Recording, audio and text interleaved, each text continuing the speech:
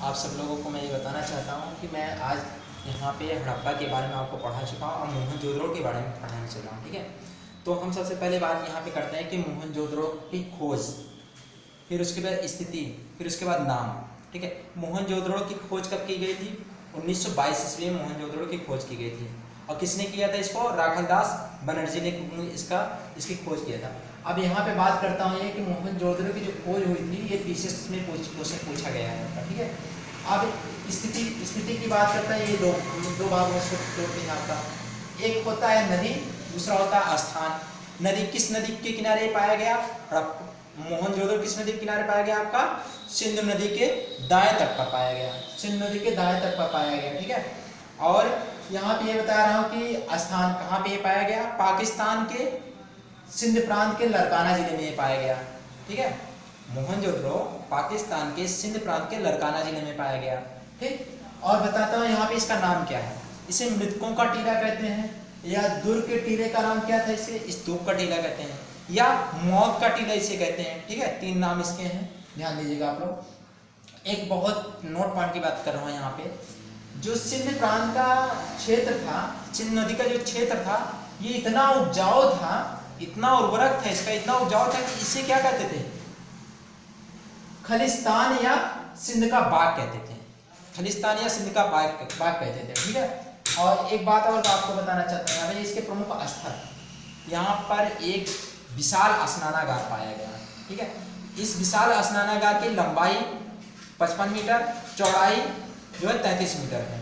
ठीक है, और यहाँ पर इस विशाल स्नानागार क्या था? तत्कालीन विश्व की एक आश्चर्यजनक निर्माण कहा। किसने कहा था? जॉन मार्शल ने इसे कहा था तत्कालीन विश्व की एक आश्चर्यजनक निर्माण कहा इसको। किसको? विशाल स्नानागार को कहा है। ठीक है, अब यहाँ पे बात करेंगे कि अगर विशाल स्नानागार है तो इसमें जल कैसे भरा जाता था?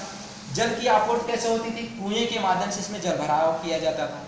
ठीक है, और विशाल स्नानागार के पश्चिम में क्या है? एक विशाल अन्नागार है। ठीक है, इस विशाल अन्नागार को क्या बोला गया? मोहनजोदड़ो की सबसे बड़ी इमारत बोला गया। ठीक है, और विशाल स्नानागार के पूर्व में क्या आपका एक महाविद्यालय भी पाया गया। ठीक है, और यहीं पर आपका सभा भवन पाया गया और पुरोहित आवास पाया गया। अब एक बात हम आपसे करते हैं कि जो मोहनजोदड़ो है इसकी शासन व्यवस्था कैसी थी? ठीक है, इसकी शासन व्यवस्था कैसी थी? जनतंत्रात्मक, जनता का शासन हुआ करता था यहाँ पे। ठीक है, और यहाँ पे नगर नियोजन कैसा हुआ करता है? यहाँ पे सड़कें एक दूसरे को समकोण पर काटती थी। ठीक है, और यहाँ 100 के प्रमाण मिले हैं। 100 के प्रमाण में क्या था? 21 नरकंकाल पाए गए। 21 नरकंकाल में 14 नरकंकाल एक कमरे में पाया गया, और 6 नरकंकाल एक गली में पाया गया, और 1 नरकंकाल दूसरी गली में पाया गया। ठीक है, इस प्रकार से हम इसका विभाजन करते हैं। और यहाँ पे बात करते हैं कुछ साक्ष्य, कुछ इंपॉर्टेंट साक्ष्य के बारे में बताते हैं आपको। ठीक है, कांस्य निर्मित नर्तकी की एक प्रतिमा पाई गई यहाँ पे। ठीक है, और ये किस विधि द्वारा बनाई गई थी? द्रविमोम विधि द्वारा इसका निर्माण किया गया था। ये पीसेस में क्वेश्चन पूछा गया है आपका। ठीक है, और पशुपति शिव की मुहर पाई गई। ठीक है, पशुपति शिव की आकृति अंकित थी उस पर, मोहर पर। किस पर अंकित थी? मोहर पर अंकित थी, वो पाया गया। ये भी पीसेस में क्वेश्चन पूछा गया आपका।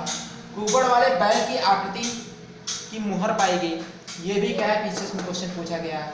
अब आपको पता होना चाहिए शीत निर्मित पैमाना, जिसको हम लोग पटरी कहते हैं, वो पाया गया। और पक्की ईंट के भवन पाए गए। ठीक है, पक्की ईंट के बने थे, कच्ची ईंट नहीं, पक्की ईंट के बने थे। ठीक है, और एक श्रृंगी पशु की मोहर पाई गई यहाँ से।